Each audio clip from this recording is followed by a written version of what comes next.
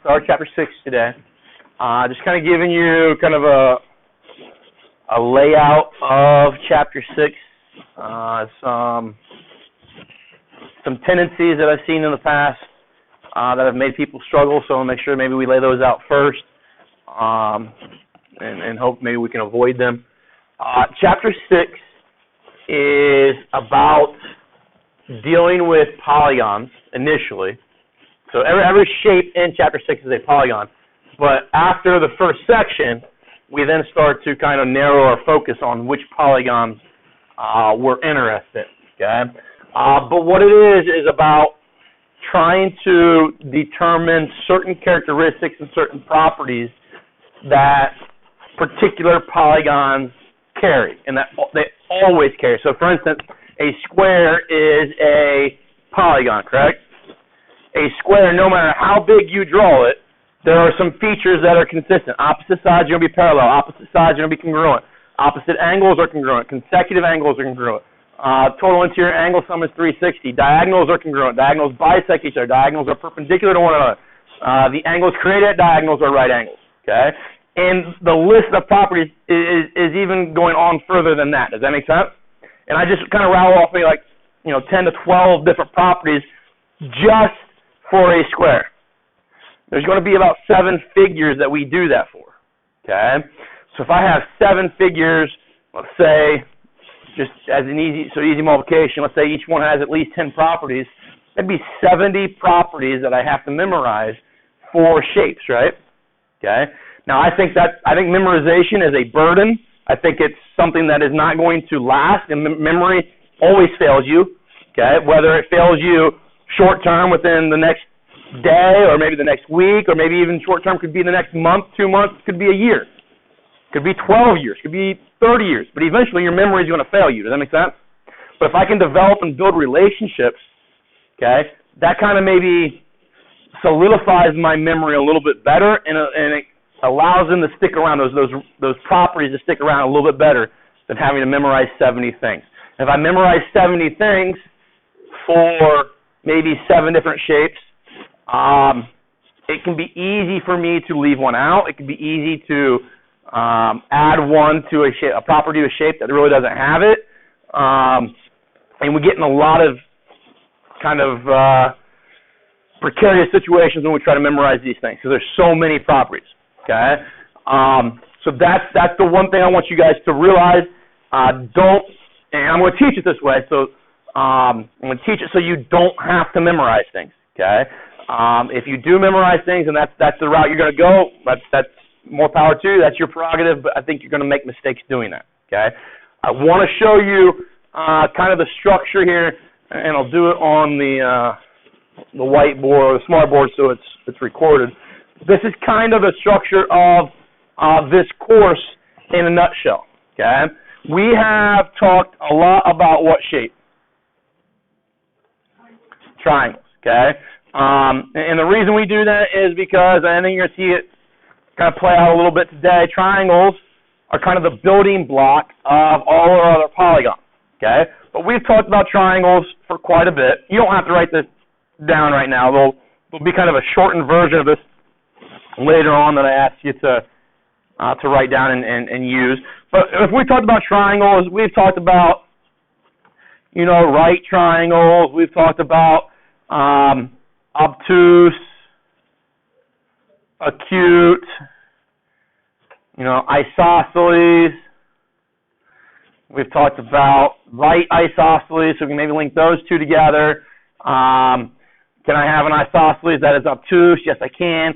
So I can create this kind of web of triangles and relationships based on those. Does that make sense? Okay. Triangles are actually a version of what we call convex polygons, okay, which is a branch of what we refer to as just polygons, okay. The other branch of polygons are called concave, and we're going to define what these words mean to us today, okay. But under convex polygons are things like quadrilaterals. Okay, so triangles was 3 sides, quadrilateral is 4 sides, right? Are there also maybe pentagons? Pentagons mean 5 sides, right? There's hexagons. Okay, and that kind of branching off of polygons is infinite. Okay, I can go 6 sides, 7 sides, 8 sides, 9 sides, all the way up to infinity, right? Does that make sense? Okay, so it's kind of a nasty web that gets created, but it's just the nature of them. But quadrilaterals, what we're going to learn is that there's a special type of quadrilateral eventually. That's a parallelogram. You guys have dealt with parallelograms in the past. Okay, not every quadrilateral is a parallelogram, right? Okay, but every parallelogram is a quadrilateral. And when we start talking about parallelograms, there's a couple special ones of those. We've got rhombuses, and then we've got rectangles. And what's interesting about rhombuses and rectangles, if you have a shape that is both a rhombus and a rectangle, does anybody know what it is? It becomes a square. Okay? So what happens is, like I said earlier, is that there's going to be maybe 10 properties for rhombuses. There might be 10 properties for rectangles. There might be 20 properties for squares. Okay? There might be, 5 or 6 properties for parallelogram. There's a series of properties for quadrilaterals. I don't want to have to memorize those per shape. What I want to be able to do is just kind of a quick kind of example of how we build relationships. If I know that a square is a shape that is a rhombus and a rectangle, and I know all the properties that a rhombus has, and I know all the properties that a rectangle has, if I merge those properties together, I get all the properties that a square has. Does that kind of make sense? Instead of memorizing what squares' properties are by themselves, I just learned the fact, well, square is a shape that is a rhombus and a rectangle at the same time. Then it takes on all the characteristics that rhombuses have and all the characteristics that rectangles have. Okay? If I know that a rectangle is a subcategory of a parallelogram, then a rectangle must have all the properties that a parallelogram has.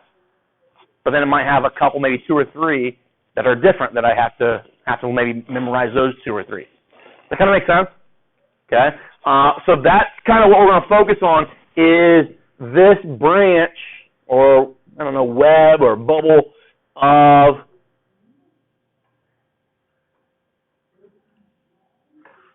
the breakdown of basically our 2-dimensional shapes throughout geometry. So right now, focusing on those. Okay. Towards the end of the chapter, then we come back up to the quadrilateral and we talk about a trapezoid and we talk about a kite. Okay. So we end up talking about polygons in general, quadrilaterals, and that breaks down to 3 separate types of quadrilaterals. Okay. So we've got 1, 2, 3, 4, 5, 6, 7, 8 total kind of particular shapes that we're going to investigate in this chapter. Okay. We're cool with that? All right. So in order to talk about these things, it makes sense to, at the same time talking about these, talk about things that are not these. So talk about what we call these concave polygons out here. As well. So that's kind of what we're going to initially do here. In order to talk about those, obviously to talk about a concave polygon and a convex polygon, we first need to identify what a polygon is. Okay.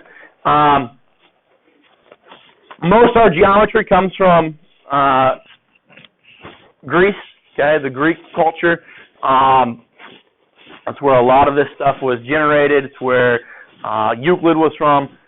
So a lot of their terminology, a lot of their words kind of play over. So poly is a word that means many, right? Okay, you guys have seen that when you talk about probably theistic people, right?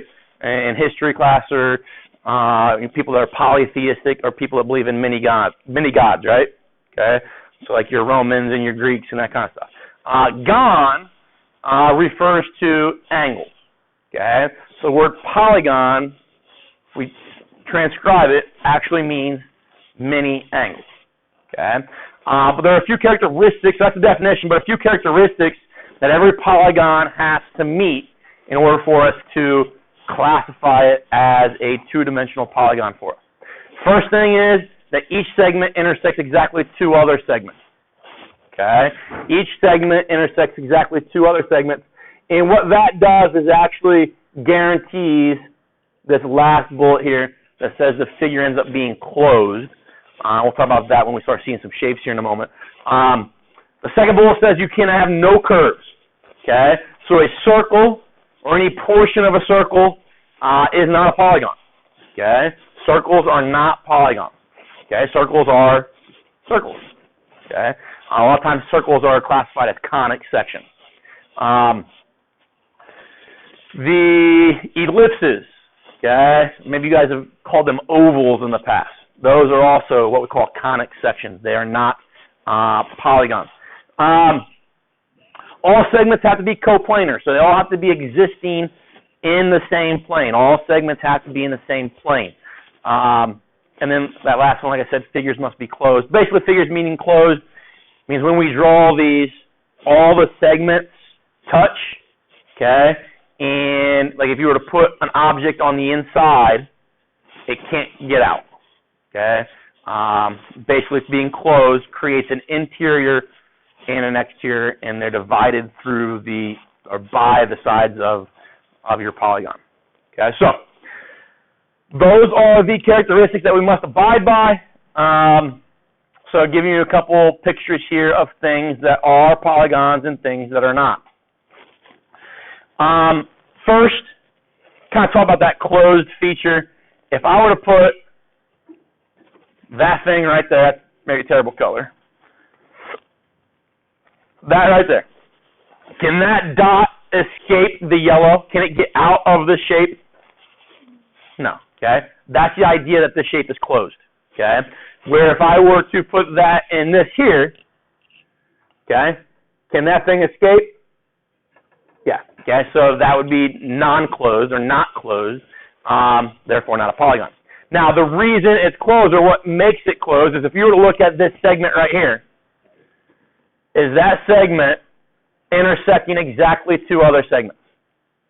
That one there intersects that one and that one, right? Okay. Now, does this segment intersect exactly two others? That one and that one, right? Okay.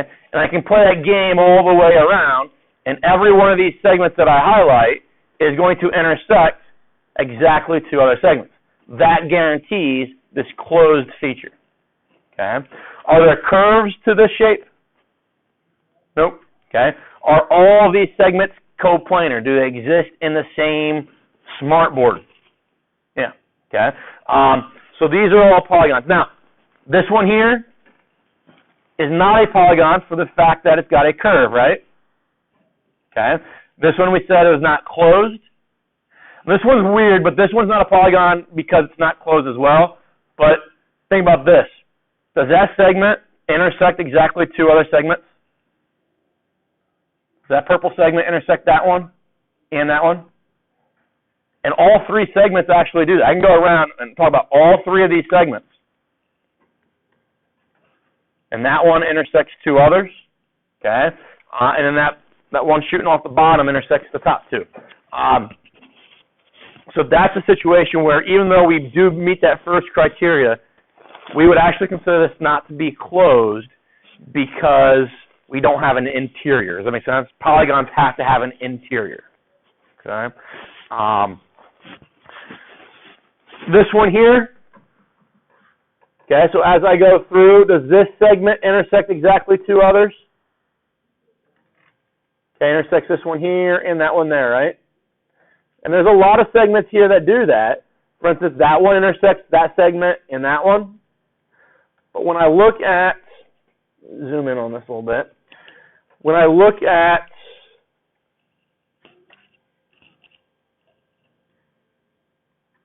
either one of these segments here that do something like that, does that intersect that segment there? Does it intersect this segment there? But does it also intersect that dotted segment right there? Does that make sense? So there we're intersecting 3 segments where that violates that first criteria. Okay? The way I like to think about this is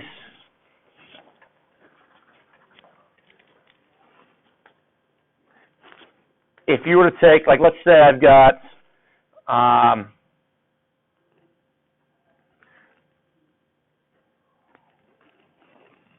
like you take your coat hanger, right?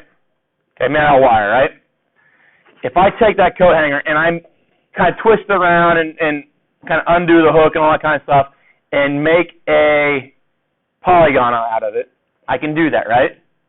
But if I take these 2 sides and kind of overlap them on themselves or twist them, I visualize this as kind of being a twisted, these 2 sides kind of be twisted over themselves. Does that make sense to each other? Or do you guys, if you ever see that, and it's going to create that kind of triangle there on the inside, that's a violation of the characteristics of a polygon. You can't have that kind of overlap there.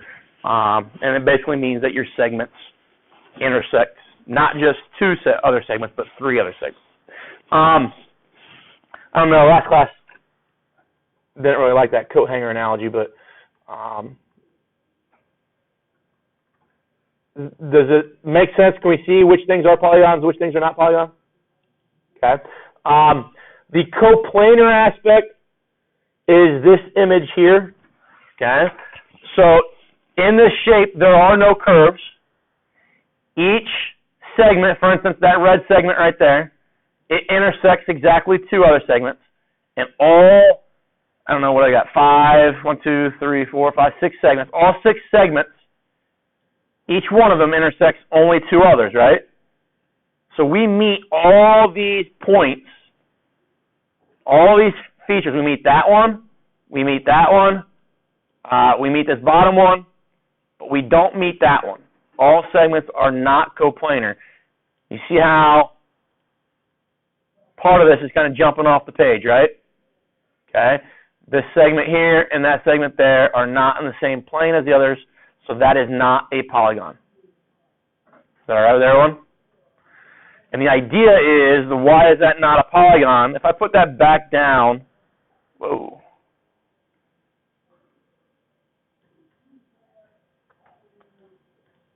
There we go.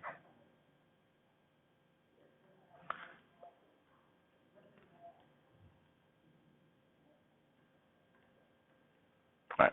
So if I put that back down in the plane with the others, okay, we're going to have the ability to find the measure of that angle right there, that angle right there, that one right there, that one right there, this one right here, and that one. Does that make sense? We're going to find those interior angles, okay? And this is still, I messed this one up. Let me do this real quick.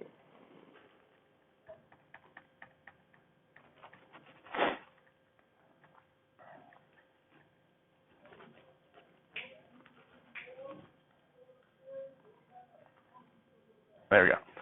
So that is a polygon. I'll be able to find all of those interior angles on that polygon. But once I move that point F or any one of these points off that plane, now there's no angle here with basically B, A, and F that is going to be on this plane that I can deal with. Does that make sense? Okay. That angle is more, B, A, F is actually this angle kind of right here, which would be a kind of a 3-dimensional concept that we'd have to be talking about. Does that make sense to everybody? Okay, so that is not a polygon. That's just what that coplanar aspect means. We don't see a whole lot of those. They don't ask you to analyze those and deal with those very often. We'll see more of that information later on in like chapters 12 and 13 when we start talking about pyramids and prisms and that kind of stuff. Okay, so now we know what a polygon is. We're going to kind of break it down into subcategories. Okay, and the first set of subcategories are what we call convex polygons, and eventually concave polygons, but identify what a convex is here first. It's a weird definition, okay? And people say, well, why can't we write this as a better definition than this? And my argument to that is simply, if you remember back to when we first laid out how we write definitions back in Chapter 1 and Chapter 2, we said we want to write a definition so that throughout all situations, when I'm trying to identify something, it never accidentally gets misclassified.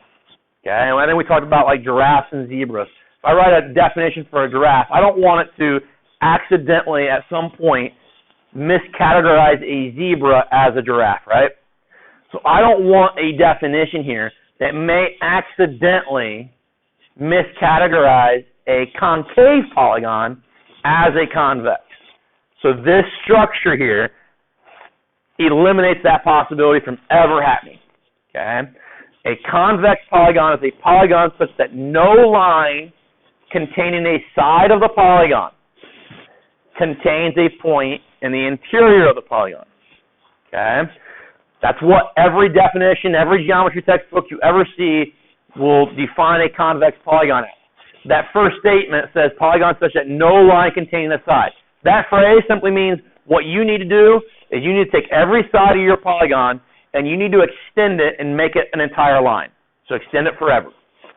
And then the next part says, of the polygon contains a point in the interior. So what we'll look at is that extended line, does it go through the interior of the polygon? If it doesn't, then we meet the definition of a convex polygon. If it does, we violate the definition, therefore that shape cannot be convex. Okay? So I think it's a wordy, confusing maybe definition, so I think the best thing is to see a picture.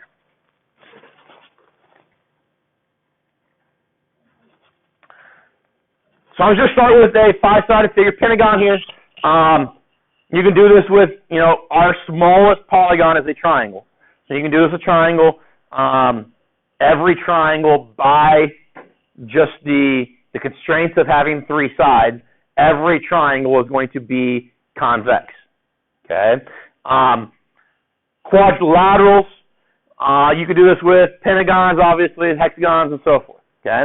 But if I look at this using a pentagon, the idea is that you're going to start at A, and you're going to travel to B, and you're going to make that line. And you're going to extend it in both directions.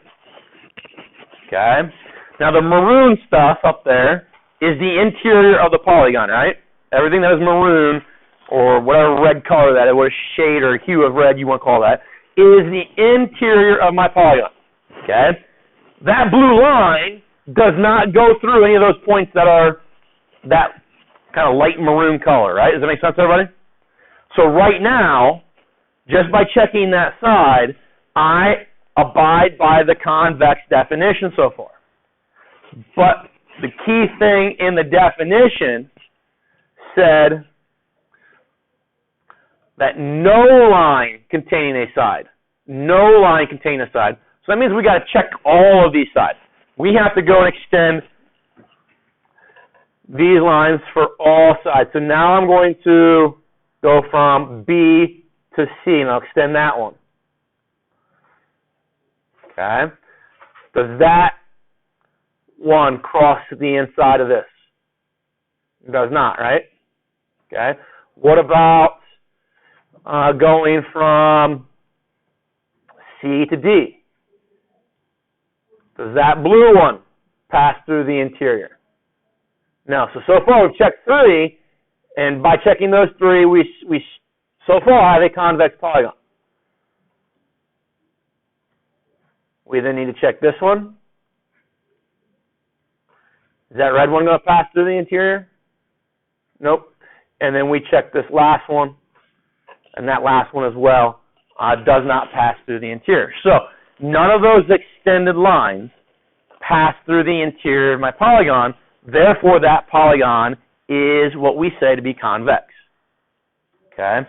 Now, what I think is important for us to see to make the convex definition and that process make a little bit more sense is to actually see something that is not convex.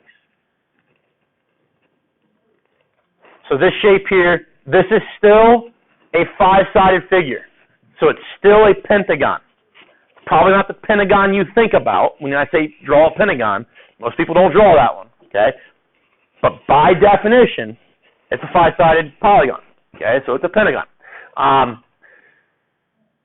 If I draw that line right there, does that abide so far by the definition of convex? Do any points on that red line go through the interior? So we're convex so far, right? What about going there? Convex still. None of those points are on the interior. And the same thing there. Okay? So far, 3 of the 5 segments, or 3 of the 5 lines that contain these segments, allow this thing so far to meet the definition of a convex polygon. But the moment that we look at this one here, would you agree that between here,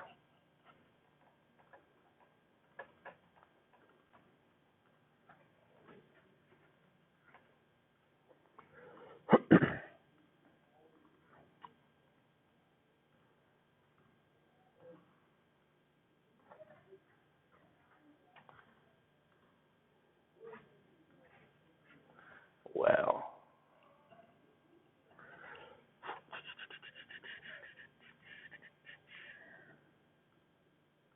there we go. So if I extend that line that contains the side DE, would you agree that that blue section would be points on the interior of the polygon? That makes sense to everybody? So that line and those points violate this definition. So this shape would not be, this is not convex. Okay? So instead of saying not convex, we actually have a vocabulary word for that. I'll give it to you here in a moment to write down. But now as I move that point E out, we kind of change that shape, right? Now it would be convex. Is it okay with everybody? Here's my argument to you. If I were to put point A there, let's just put point D right there.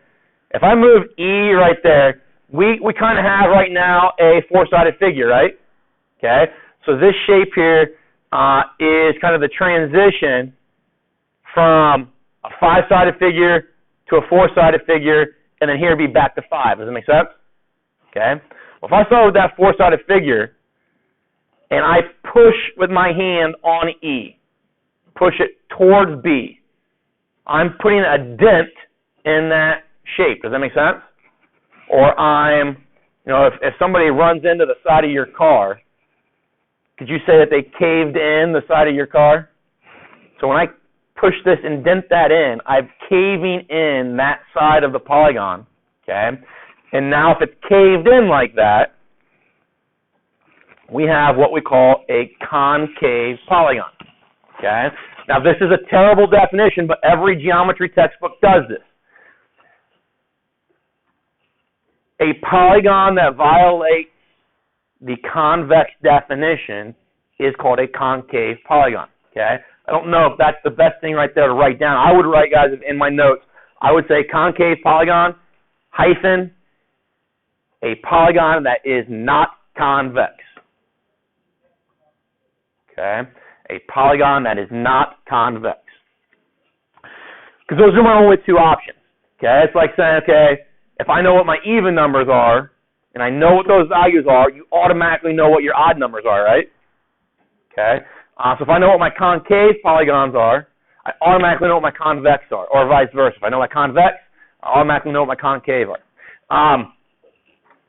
I don't think it's a great definition because it does link you back to another definition that you have to know. If I have to know, by definition, concave is not a convex polygon, then to actually use this definition, I have to know what convex means, and I have to negate that definition.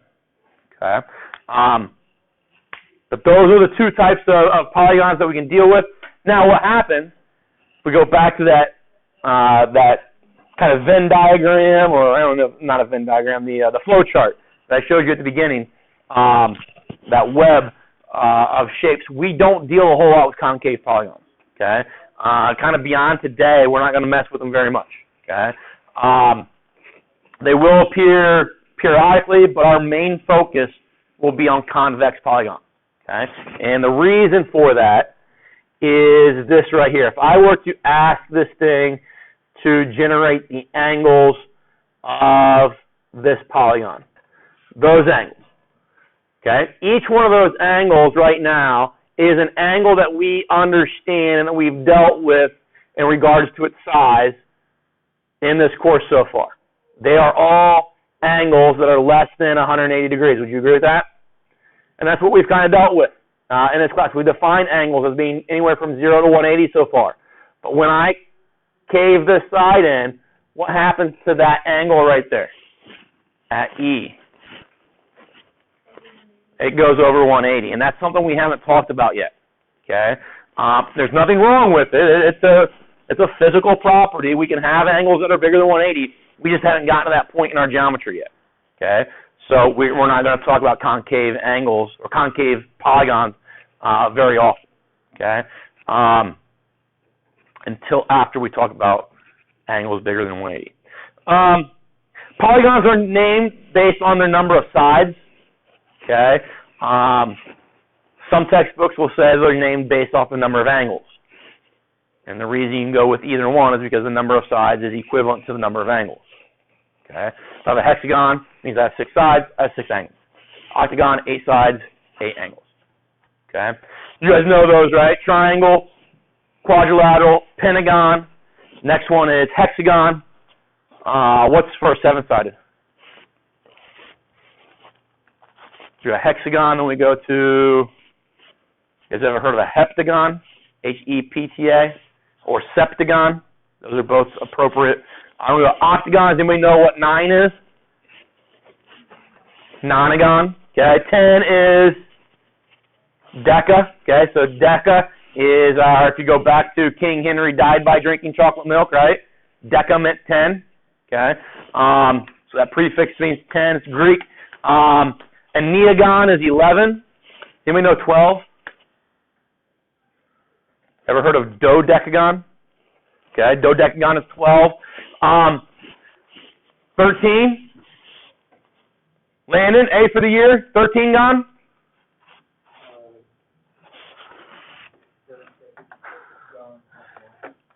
No, it's close. So a 13gon, and this is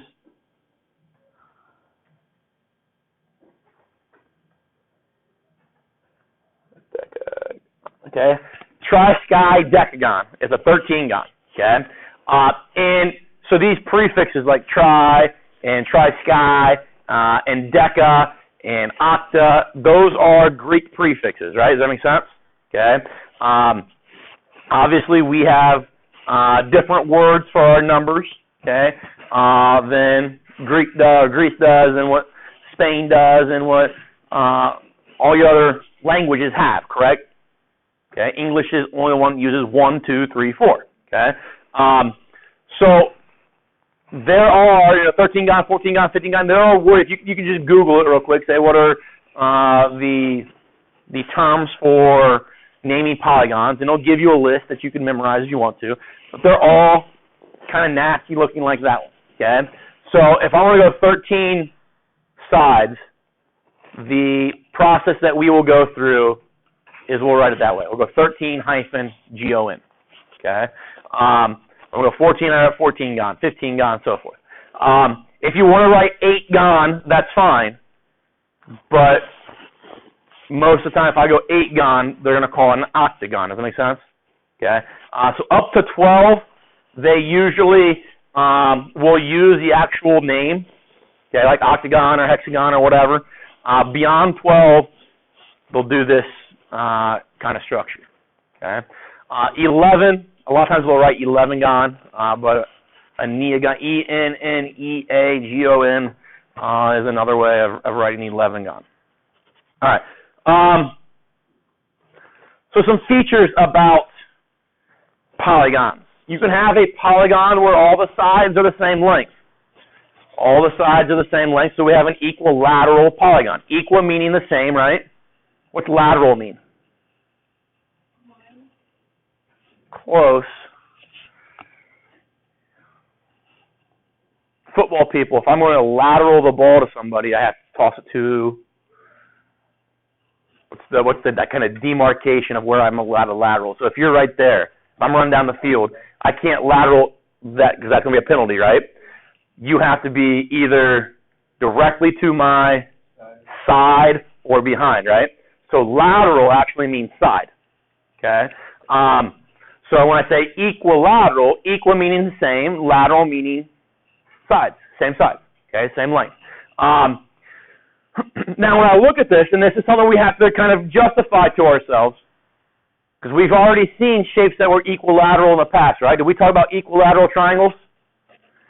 And if I had an equilateral triangle, it was also what? Equiangular, right? Well, if I look at this shape right here, would we make the argument that that angle is probably obtuse and that angle is probably acute? Does that kind of make sense? These things are not the same. These angles are not the same. So equilateral, I'm going to do this.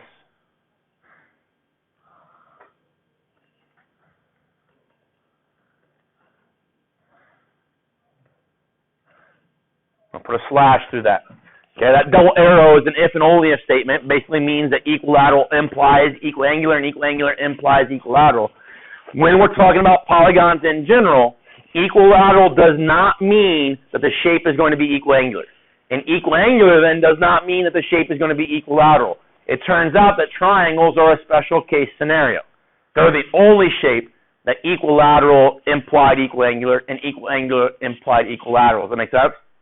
And what sucks about that is that that's something that we've dealt with in the past. We've learned it. So, equilateral means equiangular to me, or it implies that, so I'm going to use that. And then we get to something, a new shape, and that characteristic doesn't work for this new shape.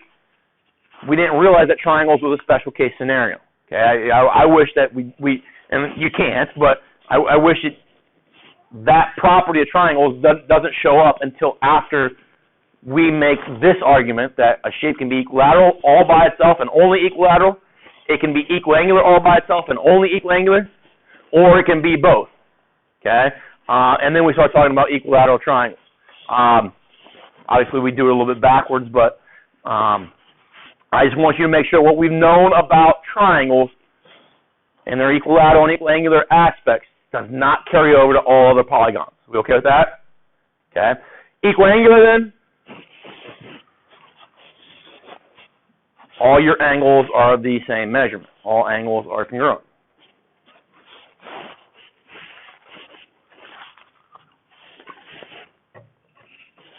So we know, just through our experience in that discussion we just had, we know that there are some shapes that carry both these facts. And it's a real pain in the butt for us to say, oh, this triangle is equilateral and it's equiangular. Or this stop sign, which is an octagon, right, is equiangular and equilateral. It's a pain in the butt. It's too wordy to have to describe things that way. So when a shape does carry both features of being equilateral and of being equiangular, we have agreed that we are just going to call those regular. Okay? So like in our everyday language, regular just kind of means you're kind of a run-of-the-mill type person, right? I'm a regular person. I'm normal. I'm like everybody else. Kind of. Does that make sense? Regular in mathematics carries a whole nother meaning. Regular in mathematics refers to equilateral and equiangular being features that shape carries. So when I want to talk about, instead of saying, here's an equilateral triangle, we should probably have been calling that just a regular triangle. Okay? Now the issue with that is, well, if I just say just draw a regular triangle, people say, well, what's regular mean? Is it that the run-of-the-mill triangle? Is that just a normal triangle? Regular means equilateral and equiangular at the same time. Is that okay? All regular polygons all regular polygons, and this is a question I'll ask you on a test or quiz, have to be convex. Because the moment that I take this hexagon, which let's say it's that shape right there, I keep it equilateral, okay? But I cave a side in. So I take kind of these two sides here, and I push them in that way, right? When I do that, does that angle right there get smaller than that angle right there? Does this angle here grow to be bigger than 180 degrees? So when I push a side in or cave a side in, I generate unproportional angle measurements, okay, or incongruent angle measurements. Does that make sense? And that then violates equiangular. Okay. Got one more thing to discuss, and this is going to be pretty vital for your homework. A diagonal is a segment that joins two non-consecutive vertices of a polygon. What's consecutive mean? Like if I told you, give me 2 consecutive days, what would that mean? Next to each other, right? Back to back, correct? Like Monday, Tuesday, Wednesday. If I said like April and then August, are those consecutive months? No. So if they're not consecutive, we call them non-consecutive, right? So when I'm talking about vertices, think about this room. Is this room a quadrilateral? If I'm standing back here in this corner, what angles would be consecutive to me? Point to an angle or a corner of this room that would be consecutive to this corner. That would be one of them, right? What would be another one? That one, right? So those are consecutive. So the one that is non-consecutive would be my filing cabinets, right? So if I were to draw from me to my filing cabinets, we are going to traverse a diagonal. Okay? So diagonals are segments joining two non-consecutive vertices of a polygon. So this is going to help us justify some properties here. Okay? If I were to take this shape here, okay, and we can do this with any number of sides that we want to. If I start at A, what vertex would be consecutive to A? B. So if I drew that, obviously it's not a new segment, right? That's just a side of the triangle. So that's why we had to go to non-consecutive. Because if I go to consecutive, it just redraws something I already had. So I'm going to go to a non-consecutive vertex. C would be a non-consecutive one, right? Would D also be non-consecutive? So those are two diagonals that I can create. If I go A to E, those are consecutive, so it's not a diagonal. Okay? So those two things starting at A would be diagonals. Okay? Now I can do the same thing starting at B and go to those. Those are also diagonals. Does that make sense? I can do the same thing for C, D, and E respectively. Now, usually what we like to do, and it's for based off of the next fact that we're going to talk about here, we usually don't like to do this.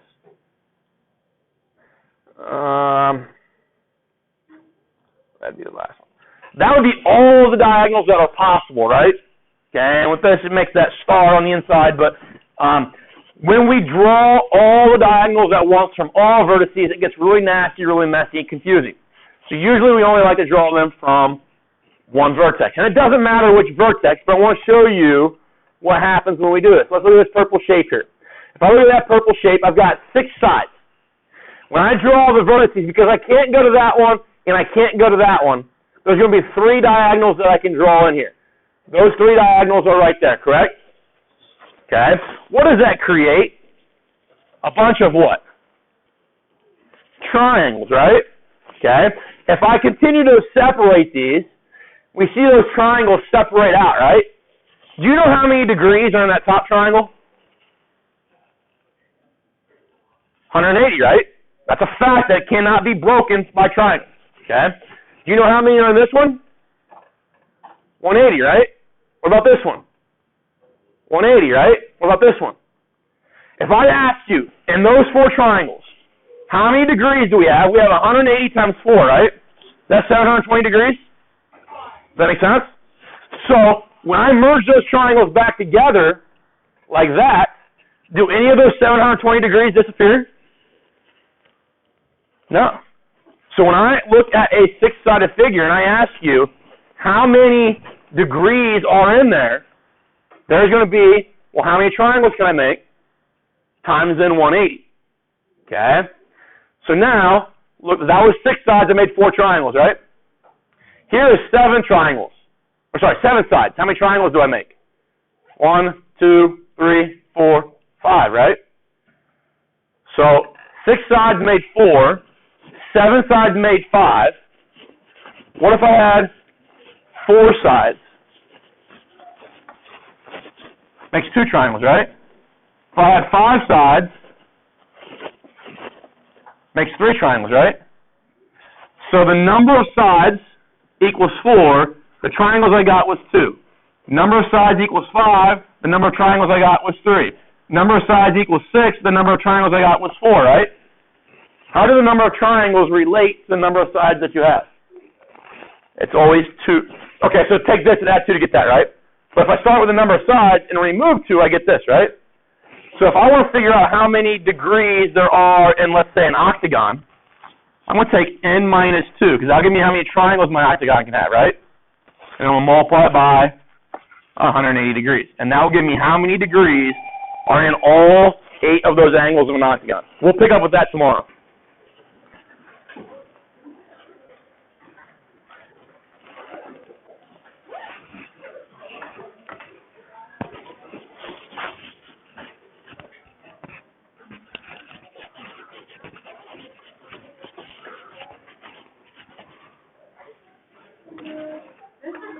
Yes. Like what? Like, just keep talking and make sense. Huh? Like, how do you just keep talking and make sense? I don't know what you mean. Like, I taught an SBA today. Yeah? And, like, I could only talk about stuff for, like, 10 minutes.